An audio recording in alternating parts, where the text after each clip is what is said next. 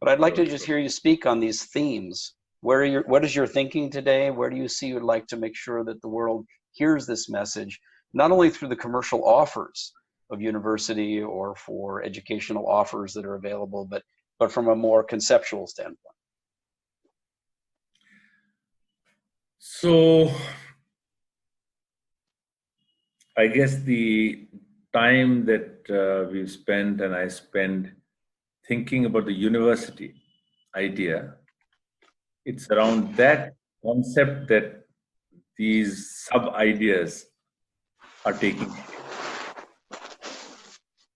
And actually, even in thinking about the university in the 90s, we started thinking about this idea.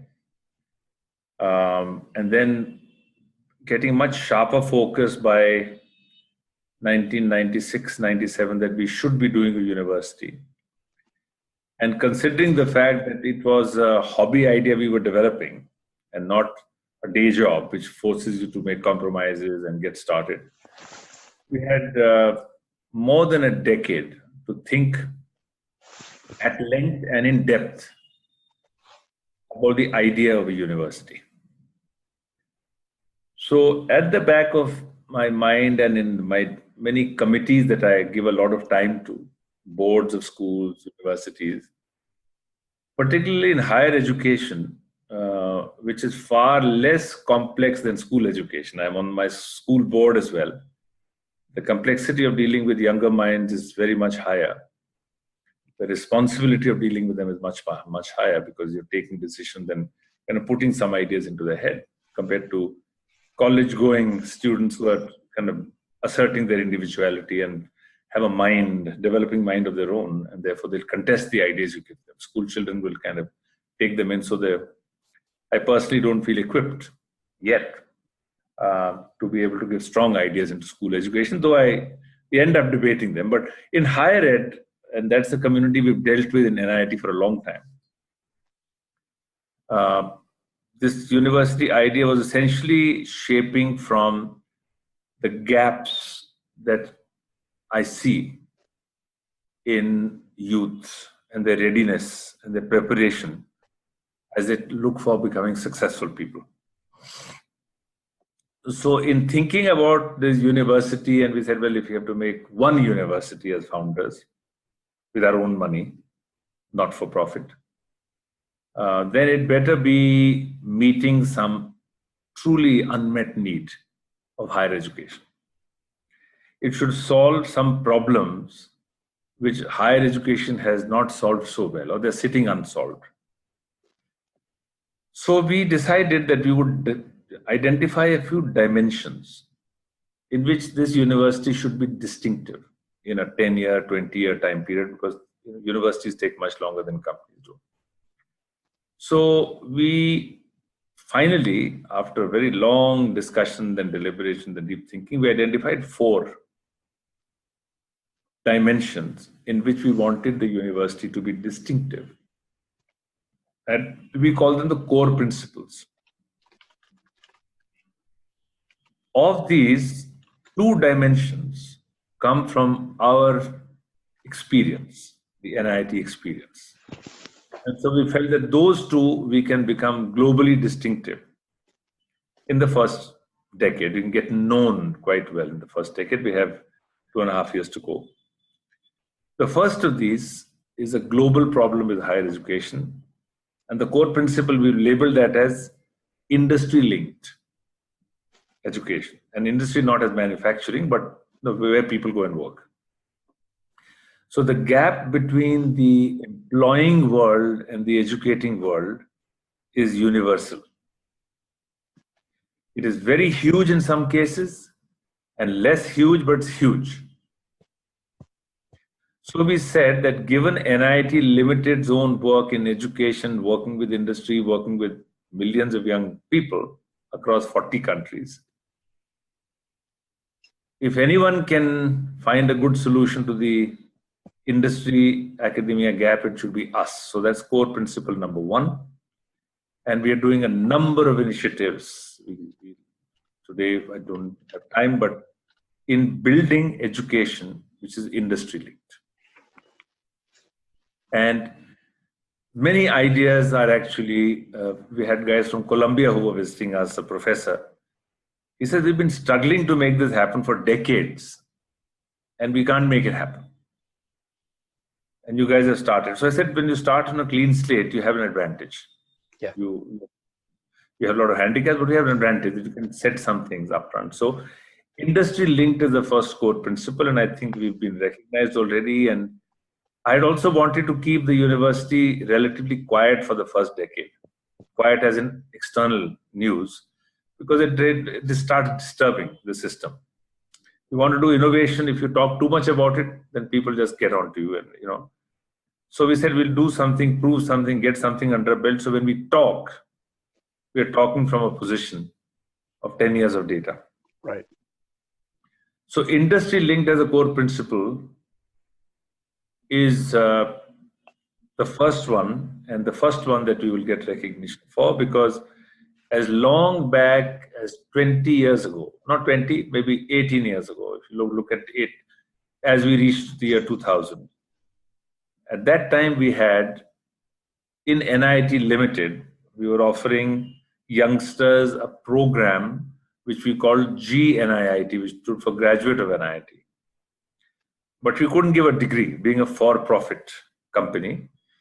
So we had, and it's a long story, but we had luxury and the good fortune to have as an advisor a person who had just retired as the president of one of the best private universities called BITS, Birla Institute.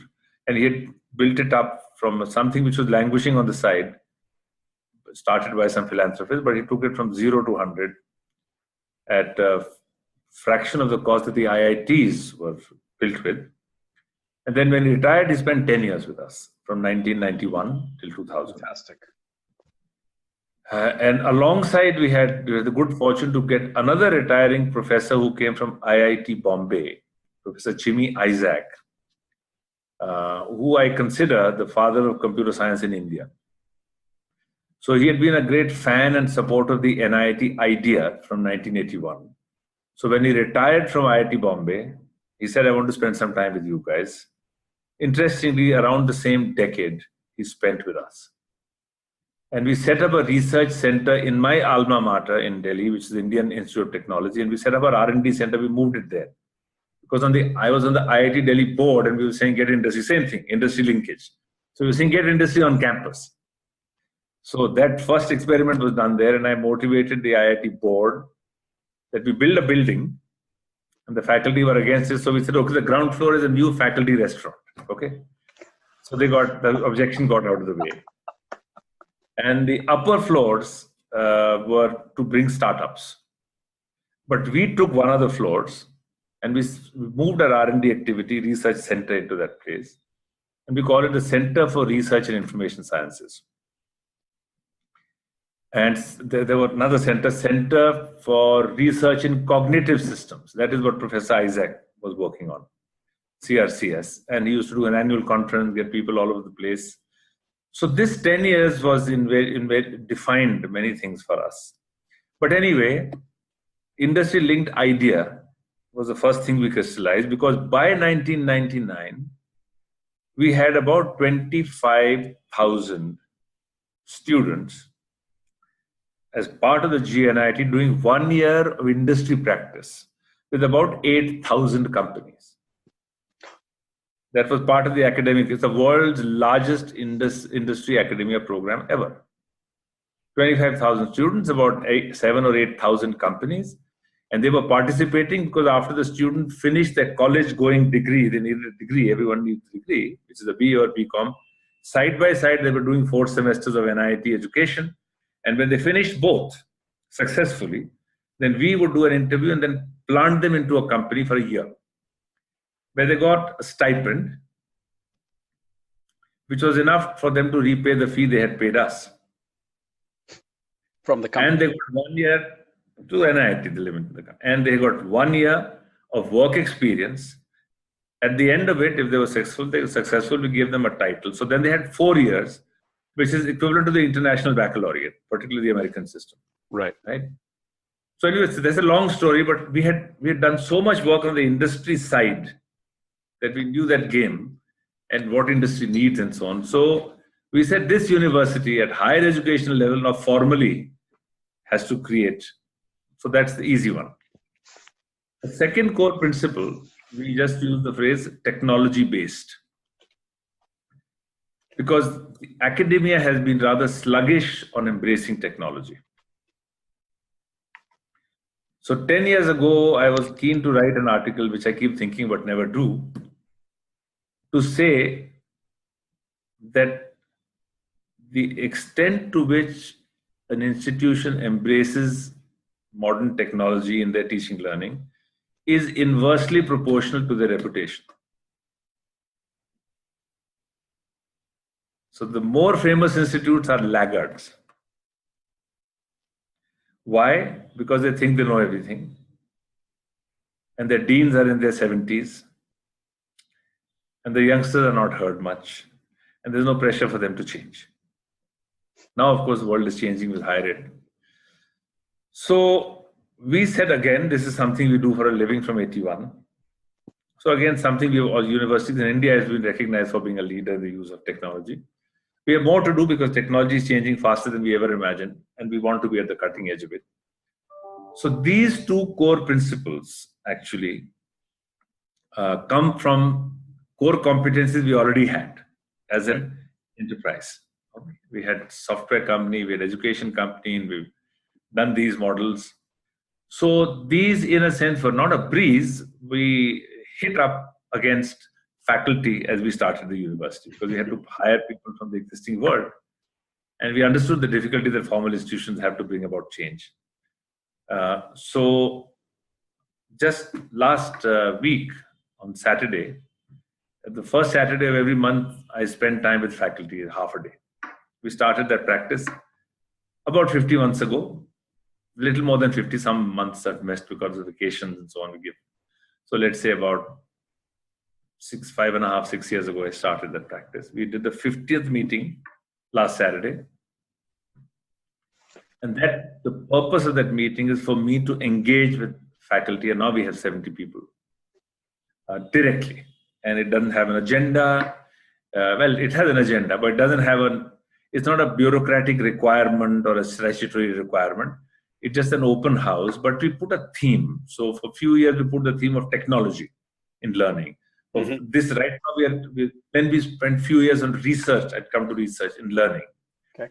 And right now we are going through innovation in the classroom as a theme. So every month, faculty and students, they all present what they're doing. And that's the way, because faculty is the biggest, most intellectually lethargic community on board in the earth, on earth.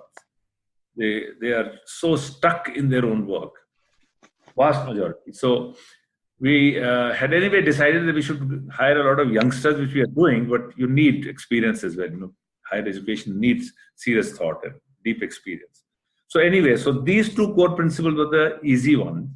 And year 10, we'll be able to stand on the roofs and give evidence that this happened. The third core principle is an India problem, more than a US or Europe problem. And that is, the core principle is called research driven. So research in India was unnecessary till the liberalization started, which is 1991. Right. Because if India needed 100 widgets, the government gave out 20 licenses of 5 each. And though no competition, inefficiency, corruption, bribe, all of that. Okay. And in only 1991, when India started liberalizing, we started seeing the market coming into place. And today the young take for granted the fact that they can get 10 options for anything they want. And that forces innovation into industry for survival. And that then demands serious work, which you conventionally call research. So for us, actually, the research-driven agenda, which we were thinking in the 90s, was coming from the fact that Indian institutions were designed to be great teaching institutions, not research-driven teaching institutions, because there's no value for a PhD. So the joke used to be in our days when we were graduating from college, that if from IIT, there's a job which a company has given, which is a technical job, and a B.Tech and an M.Tech and a PhD all arrive for the interview, who will be the first choice, who will be the second, who will be the third, or who will get the highest salary and who will get the lowest?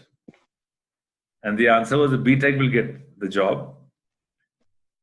Second option will be to M.Tech and third will be PhD. Why? Because the brightest B.Tech goes to do something else. And those who don't get anything, perhaps, will say, let me carry on in the college and do my next degree. And those M.Techs who get nowhere will say, well, I have to hang around and do my PhD. So tongue-in-cheek, but quite accurate. But only in the last, by the end of the 90s, the world had discovered India.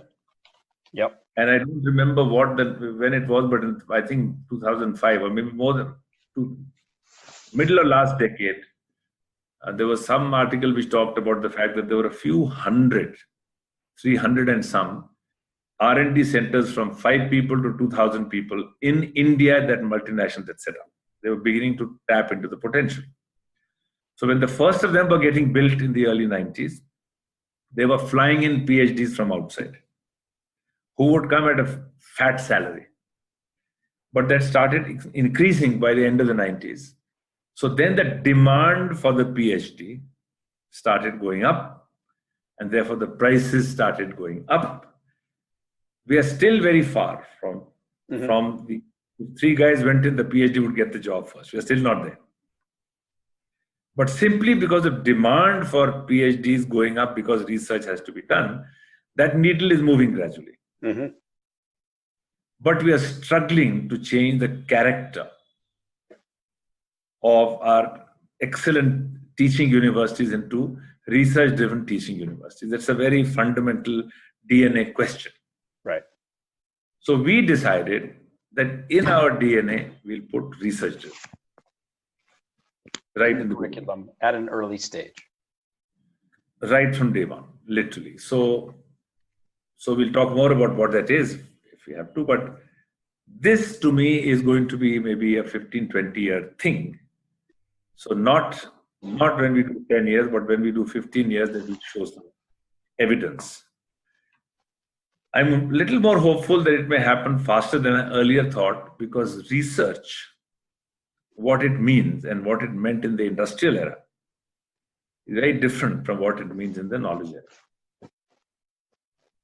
So when we finished 5 years of the university in 2014, we sat down with our earlier vision document and made just a couple of changes. One change was in this line on research driven. So we now say research, discovery, and entrepreneurship. We've replaced the industry billion-dollar lab, 15-year-old research cycle process, where the kid in second year can start a company around an idea which he perfects and make it viable. Right. So we said that research as we knew it is out of the window. Not out of the window, but it has its place, right?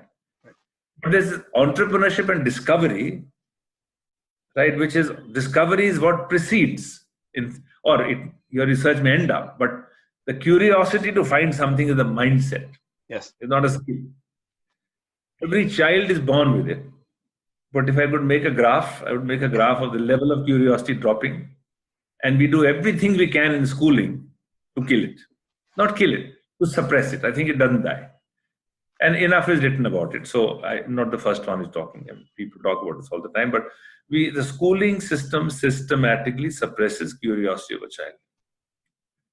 So if you want to go to a school next time, try this out. Go to the class 1. Okay? Come into the class, talk about something, and then say, okay, who has a question? 2 hands per child will go up. Go to class 3 or 4, 1 hand per child. Class 6 or 7, 1 out of 2. Class 8, 1 out of 5. Class 9 and 10, when the teacher looks at the student looks the other way. This guy is saying, this teacher may ask me something, right? So this very steady deterioration in the intellectual engagement of a child in education suppresses curiosity systematically. So at our university, we do a session called Unlearning 101 when they join. Great. They learned a lot of stuff. Now you got to leave a lot of that behind. It's not easy to do that, but we signal that issue at least. Okay. And now we do a 3-week, 24-day induction program for fresh college students when they come out of high school to join the university. 24 days, 6 a.m. to 11 p.m., fun, games, sports, quiz, drama, everything to say you got to disconnect. You just have to disconnect from the world you came in. And by day 3 or 4, they're saying, I'm exhausted, I've never got up so early. Then we have a little hillock behind. I think they have to go up, they have to do valley crossing, they have to do all kind of physical, mental, physical, emotional stress, excitement and everything just to purge them and to wake up the system. And I wouldn't say all 100% wake up, but a lot of them are waking up, and we are refining this program year after year. But anyway, so research driven, we talk of research, discovery and entrepreneurship. Okay, that's the third core principle, but labeled under research driven, just for name, for the sake of a name. And the fourth is what is close to my heart, where I hope that 25 years later, it'll shine as a separate example. The word is seamless.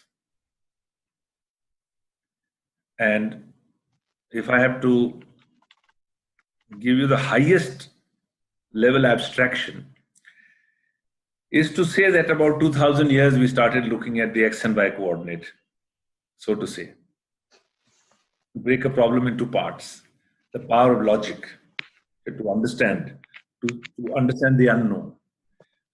Then we went through the power of analysis, okay, as against voodoo.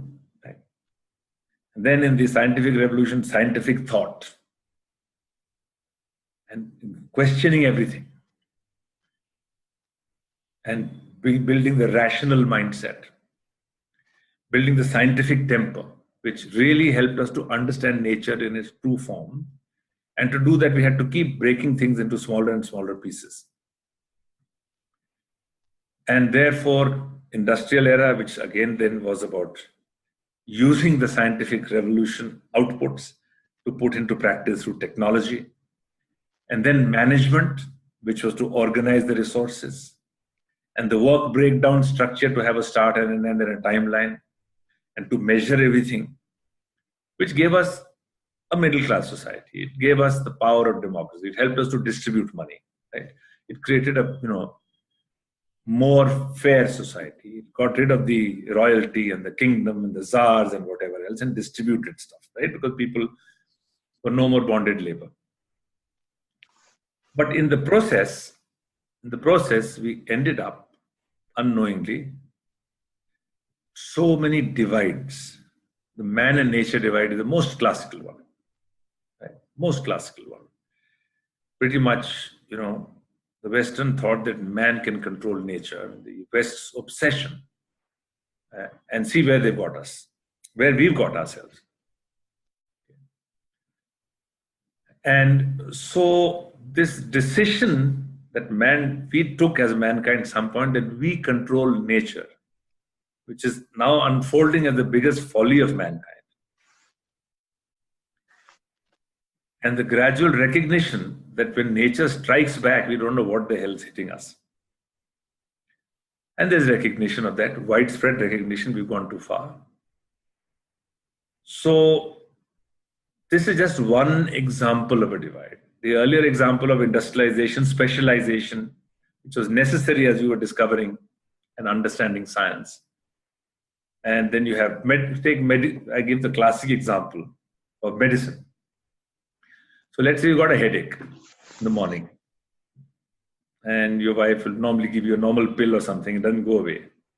Then you say, okay, I'll have to go to a hospital. So you go to a good hospital, we go to regularly, and you say that, I know the guy who deals with the eyes, I know the guy who deals with the stomach, I know all these doctors well. So you seek an appointment, and by chance, the first guy you get is, let's say, the eye doctor. And you say, well, your specs are not okay. So what do you expect? You get a headache. Let me change your specs. So that's all I know. about my field and its impact on headache. If you went on the other hand to the guy who does gastro, he'll say data shows that X% of gastro issues lead to headache. So you surely have got a gastric problem. So let me start my investigating to see what in your gastric system is causing the headache. So there's a psychologist walking by, he'll say, look, buddy, we all got problems. So let me sit, because I'll tell you, because the headache is coming.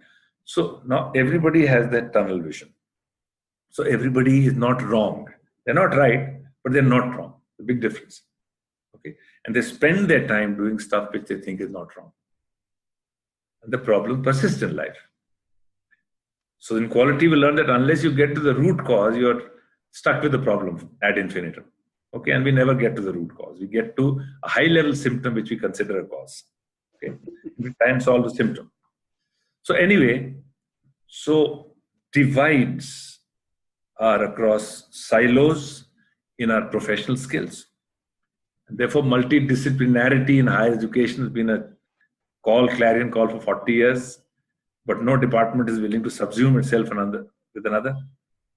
The dons within the areas are all dons. Okay. So we don't have departments in NIIT, NU as we call it. We don't have department. We never let a building say we are the electrical engineering or the social sciences building. No, sorry. There'll be staff.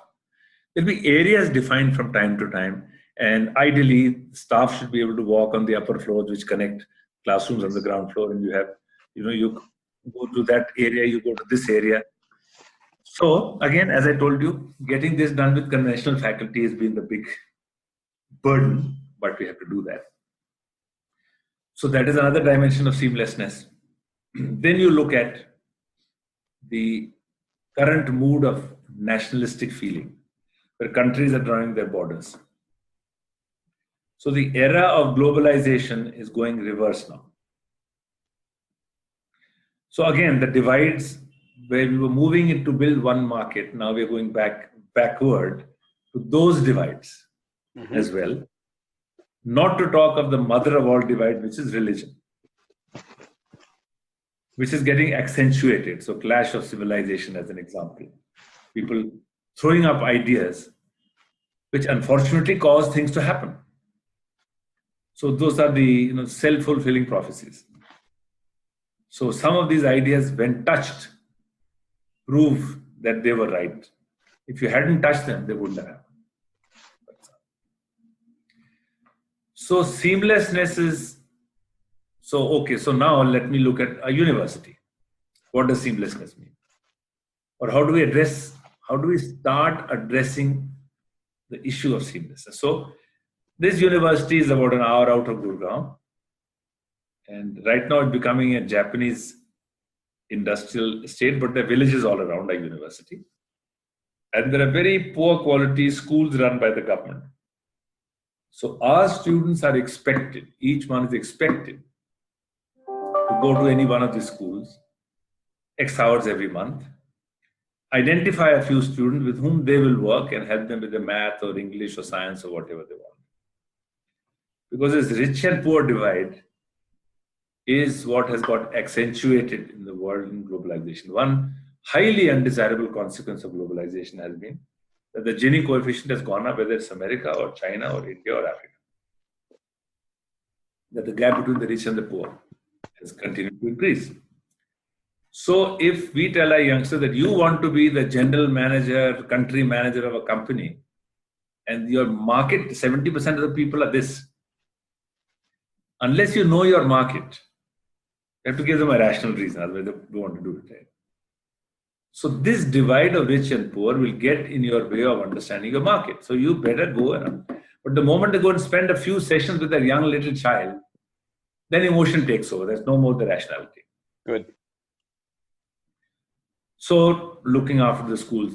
Then we have the hillock. So we're trying to say, it used to be a nice little forest. And now it's got denuded and illegally mined and barren. Let's start reviving it to what it was. It may take us 25 years, 30 years. But we started from our strip of land. So we have and there's evidence now in the last 8 years, we have trees which are 30 feet tall. And now every student, when they come in, they have to plant their tree. And this year's innovation of the 200 people who planted the trees out of this new batch is there are guys told them, you'll name it after your mother. You won't let it die. And by the time they leave in 4 years, the tree will be about double their height.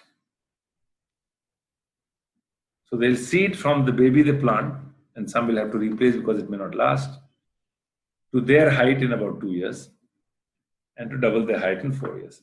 No way such a child will be disconnected from nature.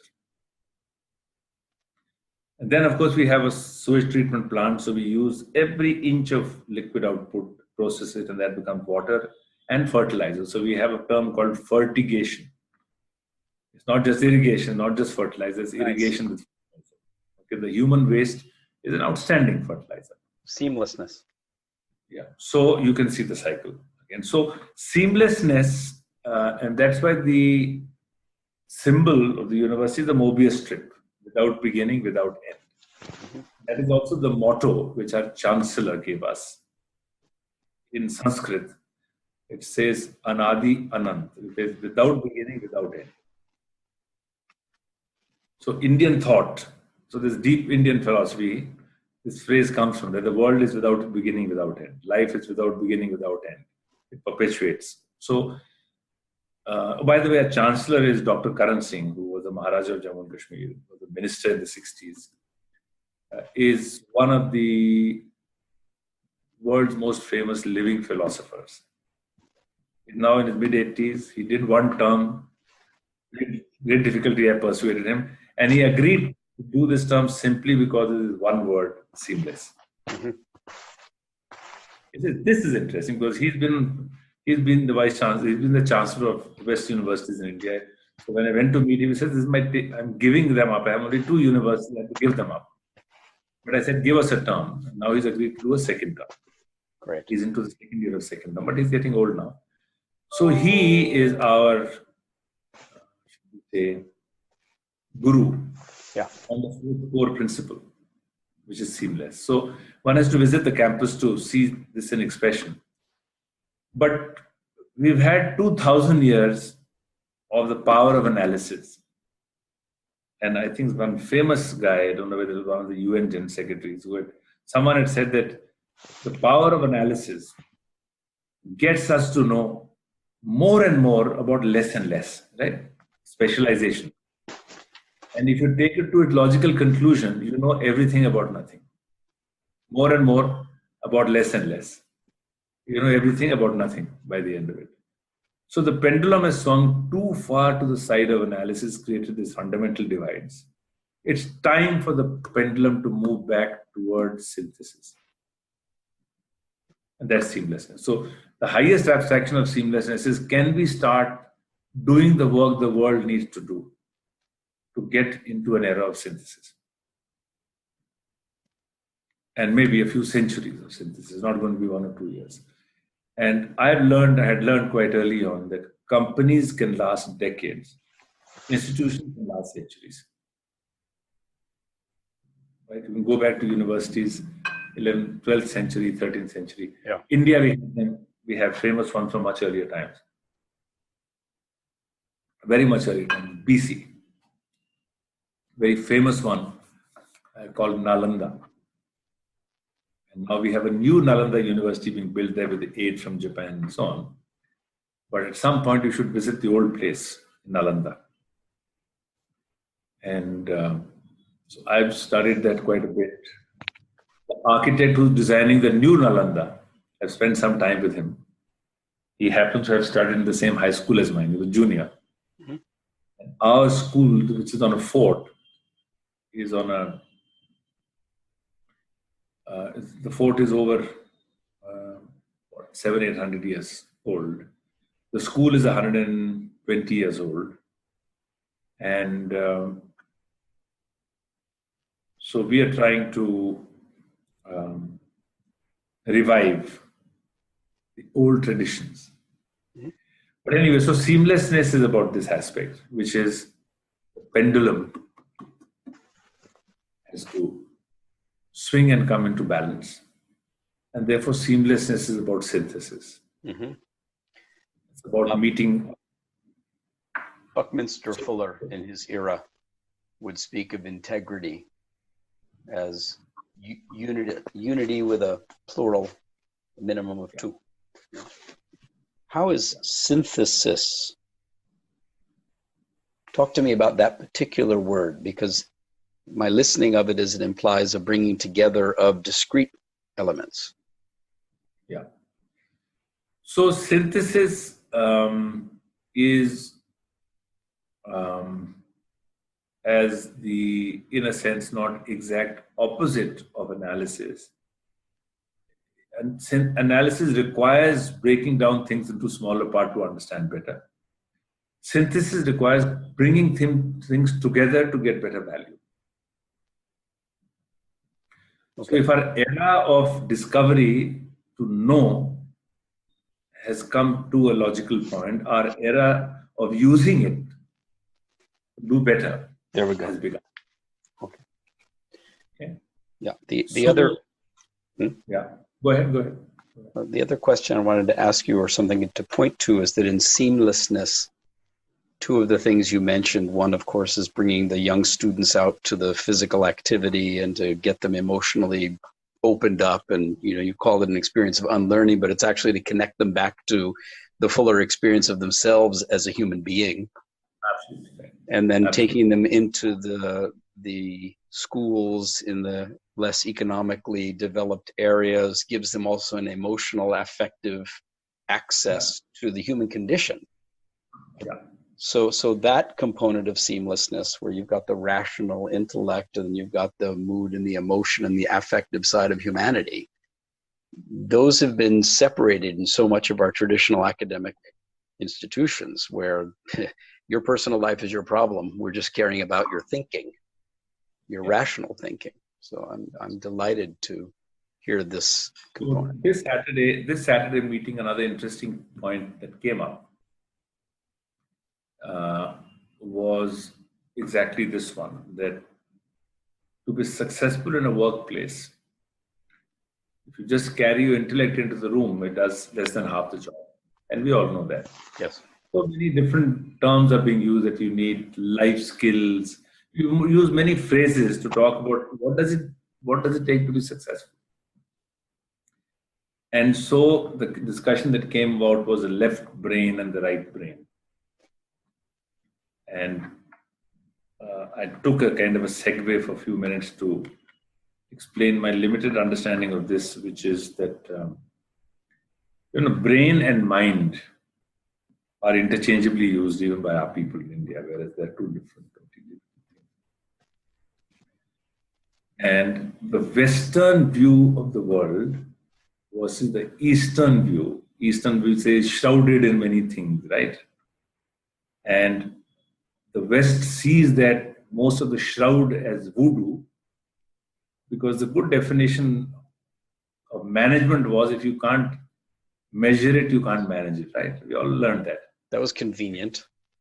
Yeah, so it was pragmatic. Let's just say pragmatic. I think industrialization was a pragmatic implementation of science. Technology and a pragmatic implementation of science. So you never implement pure science fully. Cool. You have to do a pragmatic implementation. So the industrial era was a pragmatic implementation of whatever we knew to create a middle class, to get goods for people.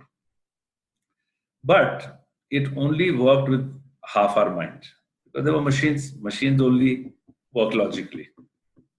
So the industrial era was trying to get the human being out of the man-machine equation. The preoccupation of technology was to get man out of the man-machine equation.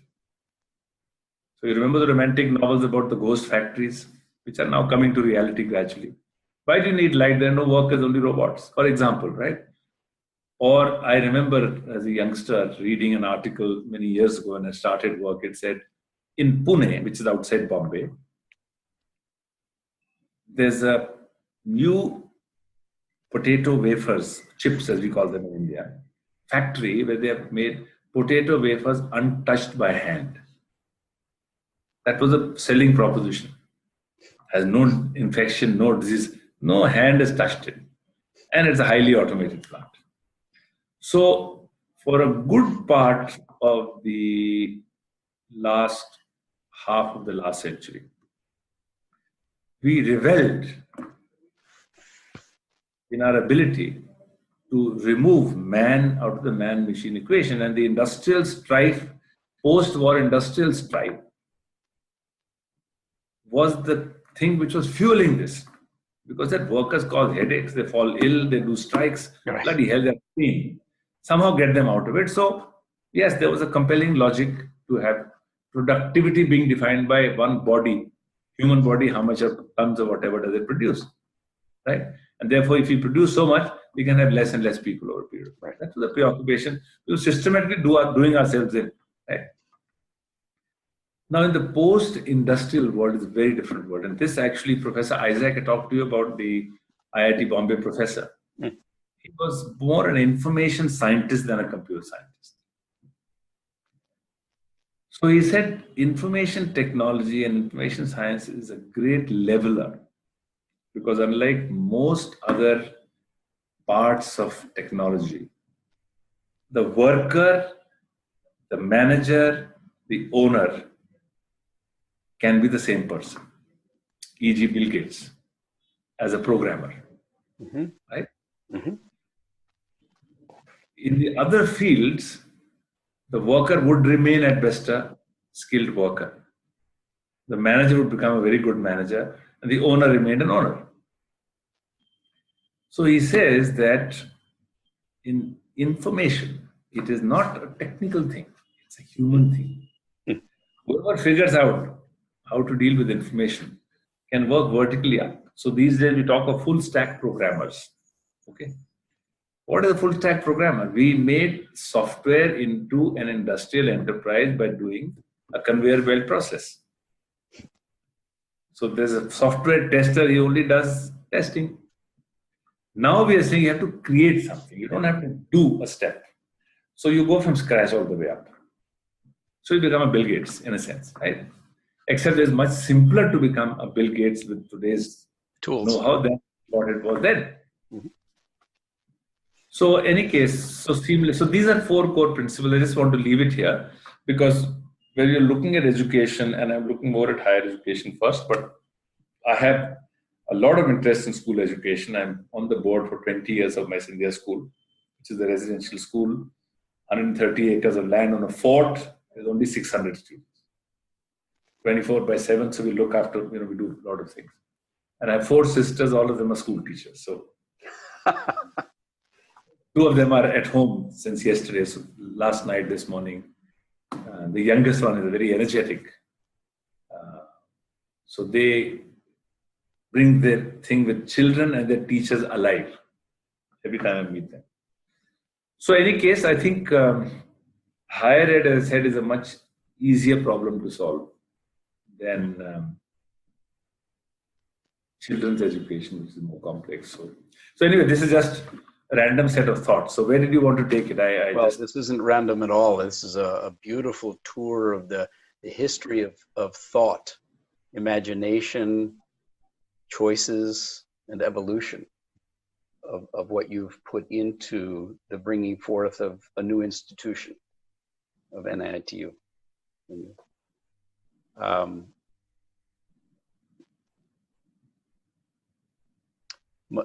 I'm pleased, and I think I've recorded the call to be able to listen again.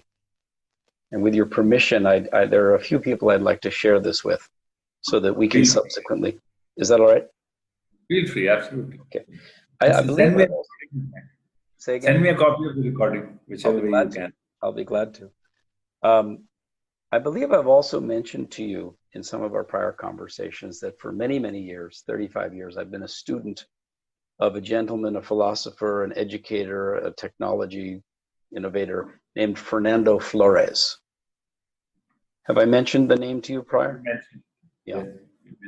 I continue to study with him, and he's one person I will share this recording with, and he may very well wish to have a conversation with you. He's doing in Chile many of the kind of, not exactly what you're doing, but He's been very involved in education, both with young education as well as at university level, particularly in engineering curriculum and developing engineers for the future. His daughter recently published a very interesting book called Learning to Learn and the Management of Moods, in which the phenomenon of management of moods is positioned as a meta skill for the acquisition of skills, and one which is fundamentally not addressed in the historical cognitive institutions that we've evolved. And I'll send a copy of that to you. And then I propose we explore that further. That's great, because I remember that in my school days, there was a subject called moral science. It went off the timetable because the timetable is limited. Right. So as science and technology progressed, the curriculum had to accommodate the many new things which were coming up in science and technology. And even in higher education today, we use the word professional education versus liberal arts, as though liberal arts is not professional. But professional education like medicine, engineering, and so on created the high-paying jobs. Yes. Whereas after liberal arts, you have to wonder what you're going to do. Will you be a teacher? What else do you do? Again, the pendulum is swinging quite strongly. And if I had to draw a rather simplistic distinction between these professional studies and liberal arts, liberal arts dealt with how we feel. Professional education is about how we think. So when we say that at the workplace we have serious problems because people don't know how to manage, what do they know how not to manage is feelings. Feelings. They can deal with ideas well. But the guy who is going to decide whether he likes your idea or not is not governed by thought, is by feeling. So, and again, you can test this out if you meet a group of people and you say, just sit down and say, okay, now I'll want a quick response from each of you in 1 or 2 words, and say, we've talked about the subject today, whatever the subject may have been, and say, now I want you to describe your feeling. Describe what you feel. 9 out of 10 will describe what they think. Mm-hmm. You say, okay, round 2, I want to know in 1 or 2 words what you feel. People say, what do you mean? It's okay, I'll give you some examples. You say, I feel scared. I feel anxious. I feel excited. I feel demoralized. Ambitious, optimistic, nervous. What, right? If I ask you people, what are you thinking? I'll get a million specific descriptions which are distinct from each other. But when you do feeling, you'll struggle for words. You'll have a dozen words. So the vocabulary for feelings exists in liberal art, does not exist in professional arts. So we are denying our young who are getting into professional fields the opportunity to learn how to feel. As well as to cultivate the ability to bring forth certain feelings, manage one's own moods and feelings and situations. And use feelings for creativity. I mean, we know that nothing happens without passion, right? Navigate the world in meetings and work with other people who have different feelings, and ultimately to generate or orchestrate a certain kind of mood and feelings for a team, for a group, for an organization. Absolutely right. Yeah, correct. So we routinely hear that people love to work for that guy, but not for this guy. Right. Those who are working and lucky to work with the guy they love to work with will be more successful. For no fault of theirs, they just stuck with that guy. So not only about what happens in a meeting, it's about people's lives. Yeah. You know, so The it's not ultimate managed. seamlessness. Yeah, correct. Is Absolutely. Okay, good. So where should we go from here? What else do you have in mind? What should we talk about?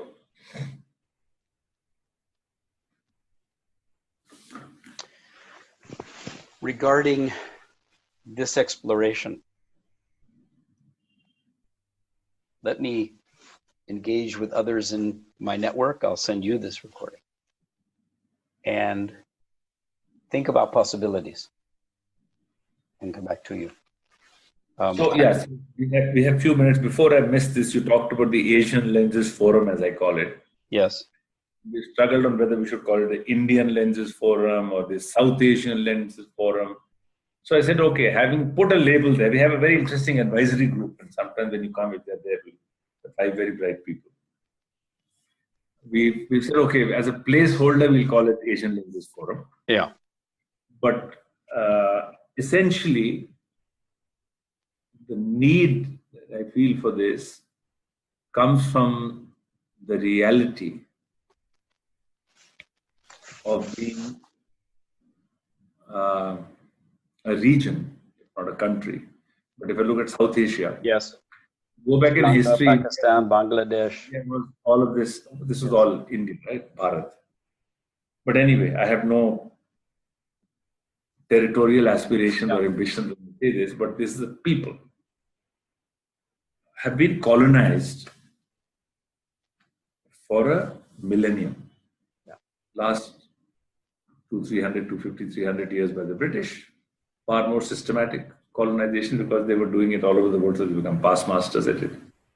But before that, you know, from pretty much from 11th century by Mughals and invaders coming from the northwest.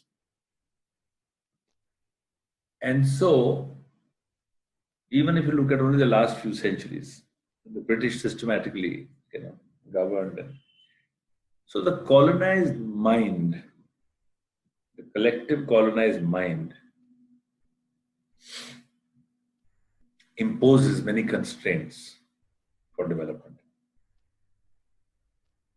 And the most crucial of those is an underconfidence or low self-confidence.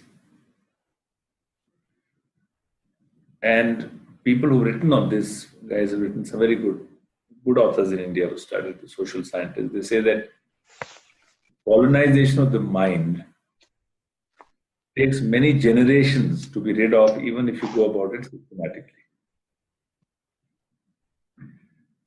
So, in our bones, I have been aware of this huge angst that I've had, that you have a mediocre person coming from anywhere and brilliant local people, but they'll all look up and say, what do you think about my idea? Or telling someone else, you know, this guy came from Colombia and he liked my idea, right? And I was listening to a very interesting piece of music last week by a singer from Pakistan, Sufi music, Ghazal singer, very famous guy, very popular in India. His name is Ghulam Ali. So he's now on beauties on YouTube, you can see 100 renditions of the same song by him, right? Or by anybody, as you know. So there's one of the renditions which bubbles up because Google knows I like him, so bloody fellows will keep throwing different versions smartly. So this version I hadn't heard, but he is giving a preamble for less than a minute on a particular song, which is one of my favorites. And he sang it when he was young, when he was at his peak. And he says that this one, I composed the music myself. I've taken somebody's words, some poet's lyrics, but music, everything I've done myself. And people have liked it. And even people in London liked it. Damn you, fellow. They don't understand what you're doing. Why do you have to look up Of to all those people. people who don't know what you are doing for their comment to pass a judgment? This is the colonized mind. So when we've been thinking about research driven, coming back to that question, and people say, why don't we see enough original research?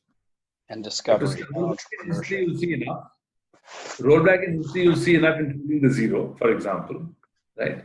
But in a colonized mind, you have a self-created glass ceiling. We threw away the glass ceiling in 1947, but we still continue to keep a self-imposed glass ceiling. And research is an adventure for the mind. If you only think that I'm limited, how can I do that? How we can't do that? And discovery is an adventure of creativity. Absolutely and right. entrepreneurship is an adventure of offers, Absolutely in which right. we invent identities. Correct. So unless you build the self-confidence to say, I can do it. Yeah. So the Asian Lenses Forum has this as its central objective. And just to posit that the colonization issue is also in Africa. There's a Latin American version of it. There's the history of slavery in the United States, that perhaps the more fundamentally chronic phenomenon of underconfidence. Yes. That there's a version of colonization of the mind that may or may not be historically from the evolution across generations, but simply in each family environment, in each archaic school system in which families grew up. This is what we need to attack. Yeah. So when we say that women don't learn math, there are so many dimensions of this colonization. And now somebody, I guess in Google I was reading, is being thrown out for writing an article. I haven't read the detail, but I have to see whether he got thrown out correctly for saying something right. But it's politically incorrect. That much I can make out without reading. Yeah. So much so that I had to come back from vacation to see you and deal with the guy. But anyway, leave that out. So here the issue is, how do we get our young look at themselves from their own eyes, not from other people's eyes? So this is the idea of Asian lenses. How do Asians look at themselves from the eyes of Asians? Not say, how am I looking to you, Mr. Lens, from somewhere outside? Why the hell? Yeah. Okay. The context of this particular audience situation, time in history, legacy, Asian lens, I understand.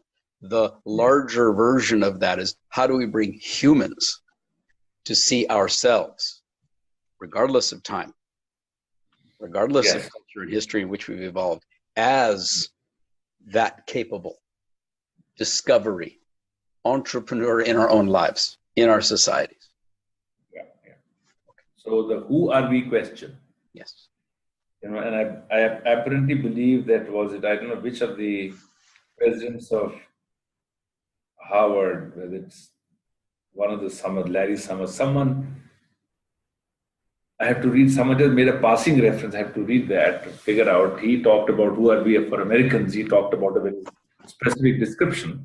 But in any case, I think and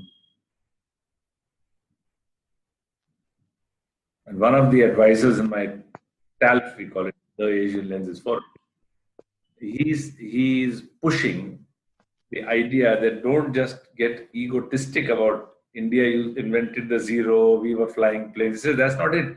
It's about multiple perspectives. So lenses forum. It's not a lens forum. Thank you. Thank you. Okay? That every young person has to build multiple perspectives.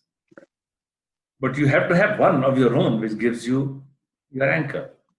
Not having that and having Belgian, American, European perspective on me, poor fellow who's down in the dumps, is wrong. Having just my perspective, I am the greatest, is equally wrong. Equally wrong. But first get the self-confidence to stand up and say, this is who I am. But remember that concurrently, your ability to look at yourself from multiple perspectives is what will make you special, because we are looking at a global citizen who's sensitive. Yes. In looking at the NU student. Okay. So anyway, I think it just is giving us and giving me a lot of excitement, a lot of satisfaction to explore these questions. Good. Good. Thank you. Thank you. I'm at an age where the invention of the next wave of education that I'll be engaged in is also very much nourished by this conversation with you. Thank you. We have to explore continuously. Let's do that together. I'm going to be coming to India in a while. I'll be in touch with your assistant, Mr. Kanthan, and see if it's possible for us to spend some time together. We'll get together. We'll surely get together. Just the moment you get your date, just send it to Kanthan. We'll work out something. Okay. Okay. Raji, good to be with you today. Thank you so much. My pleasure. Bye-bye.